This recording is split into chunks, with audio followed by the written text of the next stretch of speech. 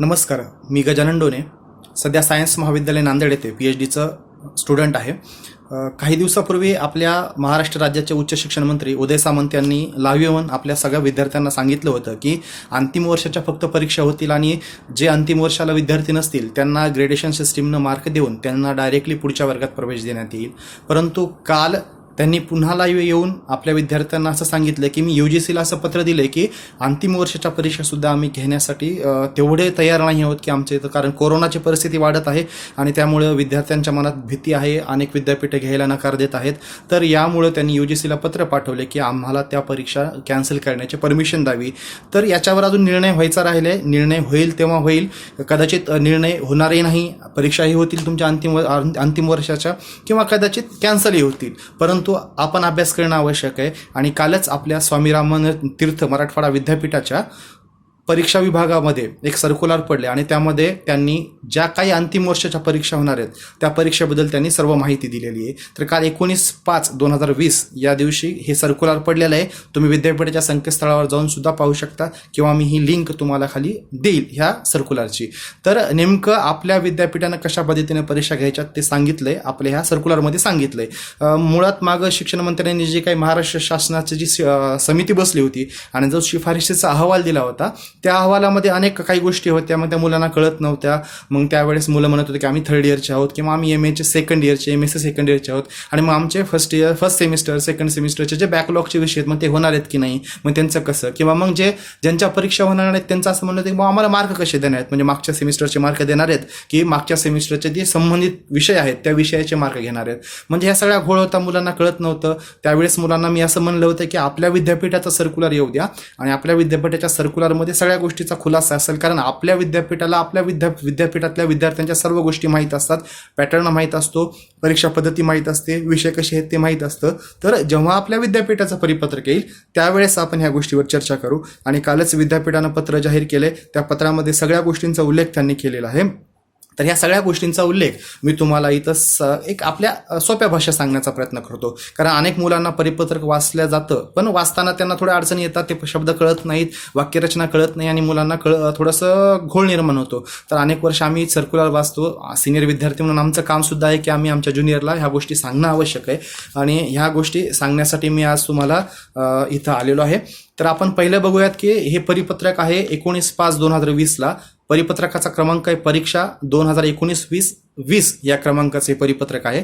आणि या परिपत्रकामध्ये तुम्हाला 3 गोष्टी मी सांगणार आहे. परीक्षा फॉर्म कसं भरायचा, कधी भरायचा, अंतिम वर्षाच्या परीक्षा कधी होणार आहेत, त्यांचे प्रात्यक्षिक कधी होणार आहेत आणि ज्यांच्या परीक्षा होणार नाहीत मग त्यांचं मूल्यमापन कसं होईल, ह्या सगळ्या गोष्टीचा चर्चा आपण करणार आहोत. तर सर्वप्रथम आपण बघूयात परीक्षा फॉर्म कधी भरायचे आपल्याला. तर परीक्षा फॉर्म आपल्याला त्यांना सांगितलंय की परीक्षा फॉर्म अनेकांनी भरलेले, जवळपास BA BScच्यांनी जवळपास सगळ्या जणांनी फॉर्म भरलेले आहेत आणि MScचे फक्त काही दिवस उरले होते, शेवटची तारीख होती परीक्षा फॉर्म भरायची आणि तेवढ्यात लॉकडाऊन जाहीर झाल्यामुळे काही जणांचे एक्झाम फॉर्म भरायचे राहिले असतील.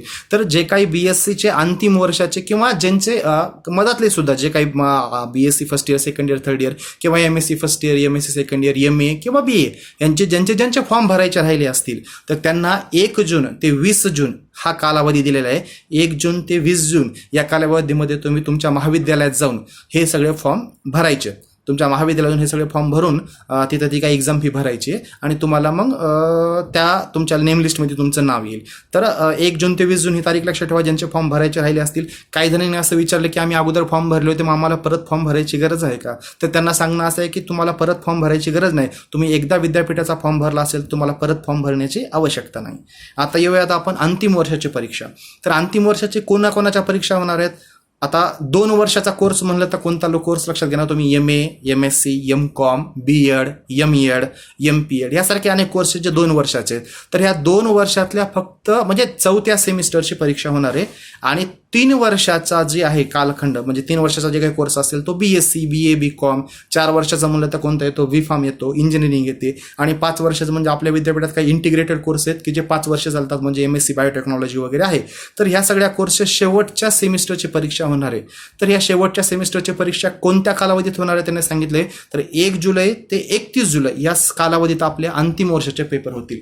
तर मूळ मुद्दा मुलांचा असा होतं की आमचे बॅकलॉगचे पेपर आहेत. समजा आता MSc सेकंड इयरचा मुलगा आहे, 4थ्या सेमचा पेपर आहे, पण त्याचा फर्स्ट सेमिस्टरचा पेपर बॅक असेल किंवा सेकंड सेमिस्टरचा किंवा थर्ड सेमिस्टरचा, किंवा BSc थर्ड इयरचा जो विद्यार्थी आहे त्याचा 3ऱ्या सेम, 4था सेम, 5वा सेम, किंवा BAचा 6व्या सेमचा पेपरवाला विद्यार्थी ज्याचा 3ऱ्या किंवा 4थ्या किंवा 5व्या सेमचा एखादा पेपर बॅक असेल, 2 असतील, हे जे काही बॅकलॉगचे पेपर आहेत मग ह्या पेपर होणार आहेत की नाही किंवा यांचे मार्क नंतर देण्यात येतील, अशा मुलांचा अनेक गोष्टी होत्या. पण ह्या परिपत्रकामध्ये सगळ्या गोष्टींचा खुलासा त्यांनी केलेला आहे आणि असं सांगितलेलं आहे की जे काही बॅकलॉगचे पेपर आहेत, अंतिम वर्षाचे जे मुलं आहेत बरं का, फक्त अंतिम वर्षाचे जे मुलं आहेत त्यांचे बॅकलॉगचे पेपर जे राहिलेले आहेत तर ते पेपर त्यांनी 8 जुलैच्या आत महाविद्यालय स्तरावर, पुन्हा लक्षात घ्या, 8 जुलैच्या आत महाविद्यालय स्तरावर घ्यायला सांगितले. म्हणजे तुमचे बॅकलॉगचे पेपर तुमच्या महाविद्यालयात, महाविद्यालय घेणार आहे, विद्यापीठ घेणार नाही, महाविद्यालय आपापल्या परीनं आपापल्या पद्धतीने ते पेपर घेणार आहे.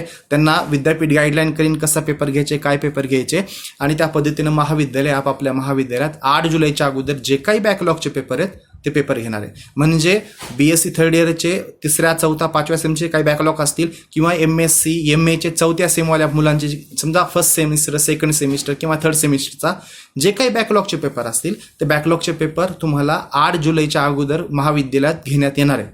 त्याच्यामुळे तुमचा बॅकलॉगचा प्रश्न मिटला, तुमचे पेपर होणार आहेत, त्यामुळे तुम्ही त्याचा अभ्यास करणं आवश्यक आहे. आता अंतिम वर्षाचे पेपर कधी घ्यायचे, तर अंतिम वर्षाचे पेपर ते 1 जुलै ते 31 जुलै. आता यांना आता सांगितले 8 जुलैच्या आत तुम्ही पेपर घ्या. मग 8 जुलैपर्यंत जर तुमचे बॅकलॉगचे पेपर असतील तर अंदाजे तुमचे पेपर हे 9 जुलैपासून चालू होतील अंतिम वर्षाचे, एवढं लक्षात ठेवा. आता याच्यामध्ये त्यांना सांगितलंय की बाबा जुन्या अभ्यासक्रमाचे असे काही माझे विद्यार्थी आहेत, माझे मित्र आहेत किंवा माझे विद्यार्थी आहेत की त्यांचा म्हणजे त्यांचं एखादा पेपर राहिलेला आहे, 2-2 वर्ष ते काढतायत किंवा एखादं वर्ष काढतायत, किंवा त्यांचा पॅटर्नच जुना होता. मग त्या पॅटर्नच्या जुन्याबद्दल ह्या सर्क्युलरमध्ये त्यांनी सांगितले आपल्याला की जुन्या अभ्यासक्रमाच्या विद्यार्थ्यांच्या बाबतीत विद्यापीठाने वेळोवेळी निर्गमित केलेल्या सूचनांप्रमाणे कार्यवाही करून प्रचलित अभ्यासक्रमानुसार परीक्षा देणे बंधनकारक आहे. आता काही जणांना मागच्या सेमिस्टरचं शेवटचं वर्ष असेल त्यांना पेपर द्यायचं, मग त्यांना ह्या वेळेस काय होतं की पूर्ण इयर पूर्ण डबल द्यावं लागतं. काही काहींना ह्या सेमिस्टरचा शेवटचा चान्स असेल तर जे काही नियम होते त्याच पद्धतीने ह्या एक्झाम होतील. एखाद्याचा 5व्या सेमचा पेपर असेल आणि त्याला हा शेवटचा चान्स असेल तर त्याचे महाविद्यालयात परीक्षा होईल. म्हणजे 5व्या सेमचा एखादा पेपर बॅक असेल, एखाद्याच्या केमिस्ट्रीचा, BScच्या किंवा MScच्या फर्स्ट सेमिस्टरचा पेपर बॅक असेल आणि तो अजून निघला नसेल, किंवा टोपोला, असे वेगवेगळे विषय आहेत की ते निघले नसतील तर ते त्या महाविद्यालयात फक्त जे महाविद्यालयात होणार ते महाविद्यालयात होतील. जर तुमचा अंतिम सेमिस्टरचा म्हणजे 6व्या सेमिस्टरचा किंवा MAच्या MScच्या 4थ्या सेमिस्टरचा पेपर बॅक असेल तर ते विद्यापीठाच्या वेळापत्रकानुसार होणार आहेत. तर विद्यापीठ वेळापत्रक कधी सादर करणार आहे तर 10 जूनला विद्यापीठ वेळापत्रक आपल्याला देणार आहे की तुमच्या पेपर कधी होणार आहेत, तुमच्या अंतिम सत्राचे पेपर कधी होणार आहेत, याच्याबद्दल तुम्हाला विद्यापीठ टाइम टेबल देणार आहे. तर ते 10 जूनच्या नंतर आपण बघूयात की टाइम टेबल कसं आहे, काय आहे आणि कशा पद्धतीने देण्यात आलेलं आहे. तर जे बॅकलॉगचे विद्यार्थी आहेत त्यांचा प्रश्न मिटला. जे जुन्या पॅटर्नचे किंवा त्यांचा एकच विषय राहिला आहे मग त्यांचं कसं, तर त्यांचाही प्रश्न सांगितलाय की बाबा त्यांचे जर बॅकलॉगमध्ये आलेला असेल त्यांचा पेपर महाविद्यालयात होतील. जर त्यांचा पेपर हा 4था सेम किंवा 6वा सेम, BA BScचं 6वं सेम किंवा MA MScचं 4थं सेमचा पेपर बॅक असेल तर तो विद्यापीठाच्या परीक्षेसोबत तुमच्या एक्झाम होतील. जर बॅकलॉगचा असेल तर तो 5व्या म्हणजे ते कॉलेजमध्ये ज्या एक्झाम होईल त्या एक्झाममध्ये होणार आहे. तर प्रॅक्टिकल, आता प्रॅक्टिकल BA BScचे प्रॅक्टिकल जवळपास झाले होते, काहीच प्रॅक्टिकल राहिले होते. मग असे प्रॅक्टिकल कधी घ्यायचे BA BScचे, तर त्यांनी सांगितले की 15 जून ते 30 जूनच्या कालावधीत तुम्हाला BA BScचे उरलेले प्रॅक्टिकल घ्यायचे. म्हणजे जे काही प्रॅक्टिकल राहिले ते 15 जून ते 30 जूनमध्ये BA BScचे प्रॅक्टिकल घ्यायचे. आता MScचे प्रॅक्टिकल कधी घ्यायचे, MSc MA जे PG आहेत किंवा BEd आहे यांचे प्रॅक्टिकल कधी घ्यायचे, त्यांना सांगितले की त्यांचे प्रॅक्टिकल हे 1 जुलै ते 10 जुलै या कालावधीत त्यांना त्यांचे प्रॅक्टिकल घ्यायचे. मग आता प्रॅक्टिकलला एक्सटर्नल कुठलचे येणार, तर प्रॅक्टिकलला एक्सटर्नल हे बाहेरच्या कॉलेजचे न येता तुमच्याच कॉलेजच्या इतर शिक्षकांना परीक्षेचा किंवा प्रात्यक्षिकाचा एक्सटर्नल म्हणून तुम्हाला तिथं बसवायचं आहे. म्हणजे बाहेरच्या कॉलेजचे शिक्षक येणार नाहीत तुम्हाला. काही जणांच्या तोंडी परीक्षा असेल तर तोंडी परीक्षा कशा घ्यायच्या, तर तोंडी परीक्षा तुम्हाला स्काईप असेल किंवा ऑनलाईन जे काही गोष्टी आहेत त्या गोष्टींच्या मार्फत तुम्हाला त्या तोंडी परीक्षा घ्यायच्यात आणि अंतर्गत मूल्यमापन करायचे आणि प्रात्यक्षिकाच्या तुकड्या करताना छोट्या छोट्या तुकड्या करायच्यात आणि त्या मग छोट्या छोट्या तुकड्या करून त्याची एक एक बॅच करून त्या एक्झाम घ्यायच्यात प्रात्यक्षिकाच्या प्रॅक्टिकलच्या. तर प्रॅक्टिकल तुमचं BSCचं जे काही राहिलं किंवा BAचं जे काही राहिलं ते 15 जून ते 30 जून आणि MSCचं 1 जुलै ते 10 जुलैच्या कालावधीत तुम्हाला प्रॅक्टिकल घ्यायचं त्यांना सांगितलंय.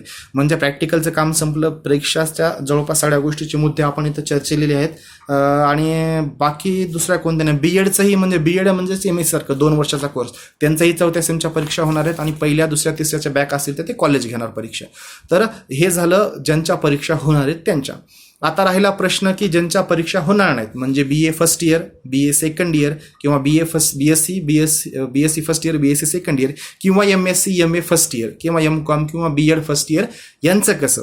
तर यांचे जे काही परीक्षा होणार नाहीत तर त्यांचे मूल्यमापन फक्त कोणत्या सेमिस्टरचं होणार आहे की तुम्ही जर समजा फर्स्ट इयरला असाल तर तुमच्या सेकंड सेमिस्टरचं मूल्यमापन होणार आहे. तुम्ही जर BSc सेकंड इयरला असाल तर तुमचा 4थ्या सेमचं मूल्यमापन होणार आहे आणि तुम्ही जर MSc फर्स्ट इयरला किंवा MA फर्स्ट इयरला किंवा मग BEd फर्स्ट इयरला असाल तर तुमच्या दुसऱ्या सेमिस्टरचं मूल्यमापन होणार आहे. तर मग ह्या मूल्यमापन कसं करणार आहेत? मग याच्यामध्ये पेपरचे मार्क कसे करणार आहेत? कशा पद्धतीने 50% अंतर्गत मूल्यमापन आणि 50% मागच्या सेमिस्टरचा कसा उल्लेख करणार आहेत ह्या गोष्टीचा आपण बघूयात.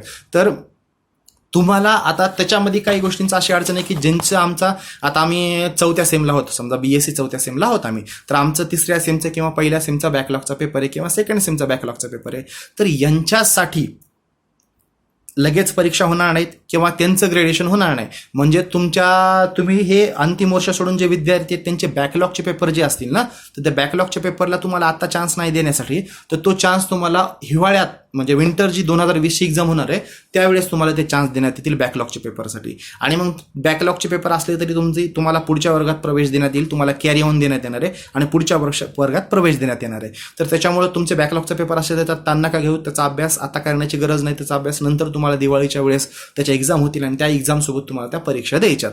तर आता राहिला की सेकंड सेमिस्टर, 4थं सेमिस्टर किंवा MA MScचं सेकंड सेमिस्टर यांच्या पेपरचे मार्क कसे द्यायचे. तर यांनी असं सांगितलं की बाबा अंतर्गत मूल्यमापनाचे जे काही मार्क आहेत त्याचे 50% करायचे आणि मागच्या सेमिस्टरचे जे काही मार्क आहेत त्याचे 50% करायचे. आता पहिल्या वेळेची सर्क्युलर शिफारसी होत्या त्याच्यामध्ये असा उल्लेख केला होता की मागच्या सेमिस्टरचे 50%. आता कदाचित मला असं वाटलं होतं की समजा मी BSc फर्स्ट इयरला आहे आणि माझा तिसरा पेपर आहे केमिस्ट्रीचा, म्हणजे सेकंड सेमिस्टर मधला 3ऱ्या नंबरचा पेपर आहे केमिस्ट्रीचा.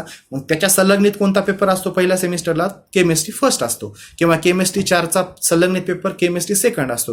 तर मला असं वाटलं होतं की सगळ्यांना असं वाटलं होतं की मागच्या सेमिस्टरच्या पेपरचे मार्क घेताना त्या संबंधित जो काही पॅरलल पेपर मागच्या सेमिस्टरला आहे त्या पेपरचे मार्क घेणार आहे. परंतु आपल्या विद्यापीठाच्या सर्क्युलरमध्ये एक नवीन गोष्ट आहे की ते त्या संबंधित विषयाचे मार्क 50% कन्सिडर करणार नाहीत, तर ते टोटल सेमिस्टरचे मार्क जे आहेत त्या मार्काचे 50% कन्सिडर करणार आहेत. आता उदाहरणार्थ तुम्ही आहात आता समजा 4थ्या सेमला किंवा 2ऱ्या सेमला किंवा MA MSc वाले सेकंड सेमला आहेत, त्यांचा एखादा पेपर असेल तर त्या पेपरचे मार्क कसे देणार? तर तुमच्या इंटरनल एक्झाम तुमच्या महाविद्यालयात झालेले आहेत, काही महाविद्यालयात झालेले आहेत, काही महाविद्यालयात आता म्हणजे ऑनलाईन घेतील, तोंडी घेतील किंवा असाइनमेंट देतील मुलांना. एक वेगवेगळ्या प्रकारच्या अंतर्गत मूल्यमापनाच्या परीक्षा झालेल्या आहेत, इंटरनल एक्झाम झालेल्या आहेत. कुठं 25 मार्काच्या झाल्यात, कुठं 30 मार्काच्या झाल्यात, कुठे 20 मार्काच्या झाल्यात, कुठे 50 मार्काच्या झाल्यात, कुठे 100 मार्काच्या झाल्यात. ज्या काही मार्काच्या परीक्षा झाल्या असतील ते काही ज्या काही इंटरनल असतील, तोंडी असेल, वायवा असेल, या सगळ्या गोष्टींचं जे काही इंटरनल मार्काचं जे हे असतं टोटल असतं, तर त्या मार्काच्या 50% मार्क इंटरनल मार्क म्हणून गृहीत धरण्यात येतील.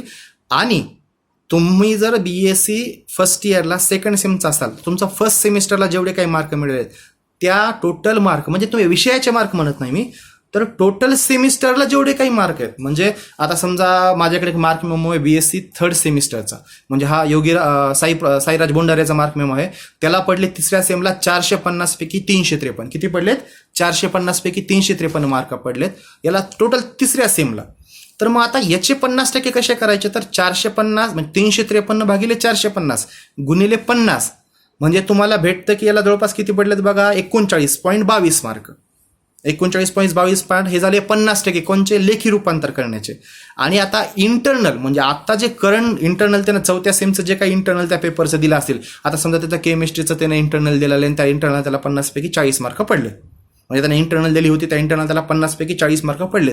तर मग हे 40 भागिले 50 गुणिले 50 म्हणजे ह्या 40 मार्काचा 50% आणि मागच्या सेमिस्टरच्या टोटल मार्काचा 50% असं एकत्रित कॉम्बिनेशन करून तुम्हाला त्या विषयाचे मार्क देण्यात येतील. आता उदाहरणार्थ समजा आपण विचार करूयात की साईराजला केमिस्ट्रीला मार्क पडले 40 मार्क इंटरनलला, बरं का. चौथ्या सेमिस्टरच्या इंटरनल त्याला 40 मार्क पडलेत 50 पैकी. आता 40/50 गुणिले 50%, तर ते येतं 40 मार्क. म्हणजे साईराजला पडलेत 40 मार्क इंटरनलचे. आता त्याचे लेखी रूपांतर करायचे जे मार्क आहेत ते कसे करायचे, त्याला मागच्या सेमिस्टरला जे काही टोटल मार्क आहेत त्या टोटल मार्काच्या करायचे. आता टोटल मार्क त्याला किती पडलेत बघा, 450 पैकी 353 मार्क पडलेत. मग आपण त्याला कसं कन्वर्ट करणार, ते टोटल मार्क. त्यात केमिस्ट्रीचा विषय बघायचा नाही, केमिस्ट्रीच्या विषयामध्ये किती पडलेत वगैरे संबंधित त्या विषयाचं बघायचं नाही. टोटल त्याला तिसऱ्या सेमिस्टरला किती मार्क पडलेत, बीएससी फर्स्ट इयरवाल्यांना बीएससी फर्स्ट सेमच्या सेमिस्टरला जेवढे टोटल किती मार्क पडलेत, किंवा एमएससी फर्स्ट इयरचे जे विद्यार्थी आहेत त्यांच्या फर्स्ट सेमला टोटल किती मार्क पडलेत, तर हे टोटल मार्काच्या 50% करायचे आहेत. आता साईराजला पडले 353 450 पैकी. मग 353/450 गुणिले 50 हे जेवढं केलं त्याला किती पडायला, 39.22 पडायले. म्हणजे त्याला 39.22 मार्क पडायलेत. आता हे पॉईंटच्या पुढच्या संख्या कशा घ्यायचे, जर 39.22 असेल तर 39 घ्यायचे. जर 39.51 किंवा 50च्या पुढे गेलं, 5 शून्यचा पुढे गेलं तर ते 40 म्हणून घ्यायचे. म्हणजे त्या पॉईंटच्या गोष्टी त्या तुम्हाला सर्क्युलर वाचल्यानंतर कळून जातील. तर 39.22 पडलेत, मग त्याला किती पडले, लेखी रूपांतरातले मार्क 39 मार्क पडले. तर 39 + 40 म्हणजे त्याला भेटले 79 मार्क. किती भेटले, 79. म्हणजे त्याला त्या विषयाला किती भेटले, 79 मार्क भेटले. म्हणजे जवळपास तुम्हाला इंटरनलच्या मार्कामुळे मला तरी वाटतं की अनेक विद्यार्थी म्हणजे नापास होणार नाहीत, कारण इंटरनलचे 50% मार्क घेतल्यामुळे कदाचित नापास होण्याची शक्यता कमी आहे. पण तरीसुद्धा ज्या मुलांना ह्या इंटरनलचे मार्क आणि मागच्या सेमिस्टरचे मार्क मिळून जर नापास झाले, किंवा काही जणांना वाटलं की मला इथं कमी मार्क पडतात, मला 80 पडतात, पण मला यावेळेस अपेक्षा होती की मला 96 किंवा 90 मार्क पडणार किंवा 100 पैकी 100 पडणार आहेत. मग अशा विद्यार्थ्यांना परत चान्स आहे एक्झाम देण्याचा. तो परत चान्स विंटर 2020 म्हणजे दिवाळीला जी आपली एक्झाम होते त्यावेळेस ती एक्झाम देऊ शकतात. त्यांना ते एक्झाम देण्याचा अधिकार आहे आणि ते देऊ शकतात. किंवा काही जणांना कमी मार्क पडले असतील, मला वाटतं की मला कमी मार्क पडले, त्यांना परत द्यायचा चान्स आहे. आणि काही जण नापास झाले असतील, हे 50% याचे 50% याचे करून सुद्धा काही जण नापास झाले असतील, तरी सुद्धा त्यांना पुढच्या दिवाळीला एक्झाम देण्याचा चान्स आहे. अशा पद्धतीने आहे. आता काही जण म्हणतील की बाबा आमच्या मार्क मेमोवर टोटल मार्क नाहीत. म्हणजे काही जणांचं कसं असतं की तिसऱ्या सेमला किंवा पहिल्या सेमिस्टरला काही पेपर बॅक राहिलेले असतात. तर मग एखादा जरी पेपर बॅक असेल तर त्या टोटल मार्कामध्ये तिथं टोटल मार्क आलेले नसतात. म्हणजे 450 पैकी त्याला ब्लँक आलेलं असतं. माझ्याकडे एक मार्क मेमो बघायचं, 2 पेपर बॅक आहेत. हे 2 पेपर अंडरलाईनवाले जे बॅक दिसाले ते बॅक असल्यामुळे इथं टोटलमध्ये इथं काहीच नाहीये. म्हणजे टोटलमध्ये नसेल तर मग कसं करायचं, तर मग टोटलमध्ये काहीच मार्क नसतील, समजा एखादा पेपर बॅक असल्यामुळं, तर काय करायचं, जे काही मार्क मिळालेले त्याला, हे जे काही ह्या इथं जे काही मार्क मिळालेले त्याला, हे अंडरलाईनवाले जे काही बॅकचे मार्क आहेत ते बॅकचे मार्क धरून जे काही टोटल येतं अंतिम टोटल, ते टोटल तिथं पकडायला सांगितलंय त्यांनी. तिथं ते गृहीत धरण्यासाठी सांगितलंय. म्हणजे आता समजा हे बॅकचे मार्क धरून, समजा आता हा माझा मार्क मेमो आहे, तर हे बॅकचे मार्क धरून समजा मला पडतायत बघा 625 पैकी, आता हा MSc फर्स्ट इयरचा मार्क मेमो आहे, 625 पैकी 400 मार्क पडतायत. म्हणजे बॅकचे मार्क धरून सुद्धा. तर मग आता हे याचे कसे 50% करायचे, 400/625 400/625 गुणिले 50 असं केल्यानंतर जे काही येतं, आता 32 मार्क येतात मला इथं. म्हणजे जे लेखी रूपांतर 50% करायचे होते मागच्या सेमिस्टरचे, तर त्याचे मला किती पडले, 32 मार्क.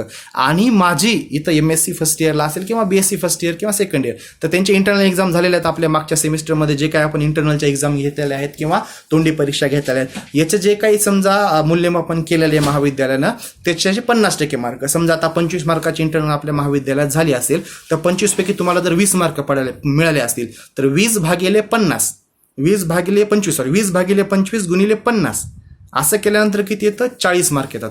म्हणजे याचे अंतर्गत मूल्यमापनाचे 50% करून किती भेटायला, त्याला 40 मार्क भेटायलेत. आणि मागच्या सेमिस्टर जरी बॅक असेल, टोटल नसेल किंवा टोटल असेल सुद्धा, तर त्याचे 50% किती येलेत, 32 येलेत. म्हणजे मला मार्क किती मिळालेत, 32 + 40 72 मार्क मिळालेत त्या विषयाला. आता तुम्ही म्हणता की प्रत्येक विषयासाठी टोटल मार्क घ्यायचेत का, त्यांना तसं सांगितलं की ह्या सर्क्युलरमध्ये असा उल्लेख केला की लगतच्या सत्रातील एकूण मार्काचा 50% घ्या. म्हणजे जवळपास प्रत्येक विषयासाठी तुमचं लेखी रूपांतर जे 50% करायचंय, ते तुमचे मागच्या सेमिस्टरचे जे काही टोटल मार्क आहेत त्याच्या 50% असेल. म्हणजे ते जे काही टक्केवारी असेल, समजा जेवढ्यापैकी जेवढे तुम्हाला मार्क मिळेल ते गुणिले 50, म्हणजे ते 50% येऊन जातं. तर ते 50% आणि त्या विषयाचे इंटरनल मार्क कसे घ्यायचे, तर इंटरनल मार्क मात्र प्रत्येक संबंधित विषयानं ज्या महाविद्यालयात परीक्षा झाल्या आहेत इंटरनलच्या त्या विषयाच्या, समजा MSc BSc फर्स्ट इयरचा माझा मॅथमॅटिक्सचा पेपर असेल, त्याची इंटरनल झाली असेल तर त्या इंटरनलचे 50% मार्क, किंवा MSc फर्स्ट इयरचा समजा माझा केमिस्ट्रीचा पेपर असेल तर ते सेकंड सेमिस्टरचा केमिस्ट्रीचा पेपर असेल, किंवा BSc फर्स्ट इयरच्या सेकंड सेम किंवा BSc सेकंड इयरच्या चौथ्या सेमचा माझा एखादा पेपर असेल आणि त्याची इंटरनल महाविद्यालयात झाली असेल, तुमच्या झालेल्या आहेत महाविद्यालयात इंटरनल 20-20 मार्काच्या 30-30 मार्काच्या, त्या मार्काचे जेवढे काही मार्क मिळाले त्याचे 50% तुम्हाला तिथे कन्सिडर केल्या जातील. म्हणजे हे 50% इकडचे आणि इकडचे 50% असे मिळून तुम्हाला त्या विषयाचे मार्क देण्यात येतील. त्याच्यामुळे जवळपास तरी मला तरी वाटतं की खूप कमी मुलं नापास होतील आणि जे काही नापास झाले त्यांना पुन्हा एकदा चान्स आहे. तर अशा पद्धतीनं तुमच्या मार्काचं मूल्यमापन होणार आहे. तर तुमचे ज्यांच्या एक्झाम नाहीत, म्हणजे BSc first year, BSc second year आणि MSc first year, MA first year यांच्या ज्या काही एक्झाम नाही आहेत त्या एक्झामचे पेपर बॅकलॉगचे पेपर होणार नाहीत. आणि मूल्यमापन कोणाचं होणार, तर जे करंट सध्या त्यांचे ज्यांचे सेमिस्टर आहेत, म्हणजे BSc किंवा BA तर जे सेकंड सेमिस्टर चालू आहे त्याचंच मूल्यमापन होणार आहे. BSc सेकंड इयर आणि BA सेकंड इयरचं चौथ्या सेमचं मूल्यमापन होणार आहे. BEdच्या दुसऱ्या सेमिस्टरचं मूल्यमापन होणार आहे. MScच्या फक्त दुसऱ्या सेमिस्टरचं मूल्यमापन होणार आहे, ज्यांच्या एक्झाम होणार नाहीत त्या. जे बॅकलॉगचे त्यांचं मूल्यमापन होणार नाही, त्यांची बॅकलॉगची एक्झाम नंतर होणार आहे. प्रत्येकाला पुढच्या वर्गात चान्स मिळणार आहे. त्याच्यामुळे तुमचे बॅकलॉगचे किती जरी विषय असले तरी तुम्ही पुढच्या वर्गात प्रवेश झाला एवढं निश्चित आहे. तर ह्या सगळ्या गोष्टी आहेत. ह्या सगळ्या गोष्टींमध्ये तुम्हाला काही अडचणी असतील तर तुम्ही कमेंट करा मला, आणि कमेंट करून विचारा, किंवा माझा नंबर मी कमेंटमध्ये टाकतो आणि तुम्ही विचारू शकता की बाबा याच्यामध्ये कसं होईल, काय कोणाला अजूनही काही अडचणी असतील तर त्या अडचणी आपण समजून घेऊयात. आणि विद्यापीठाच्या संकेतस्थळावरचं सर्क्युलर मी इथं कमेंटमध्ये टाकतो आणि ते तुम्ही घ्या आणि पहा, वाचा, परत एकदा वाचा. विद्यापीठाचे सर्क्युलर एवढे काही अवघड नसतात, ते परत वाचल्यानंतर तुम्हाला लक्षात येतात. तर ते पूर्ण एकदा वाचण्याचा प्रयत्न करा, समजून घेण्याचा प्रयत्न करा, आणि पुन्हा काही अडचण असेल तर मी सांगायला तत्परच आहे. धन्यवाद.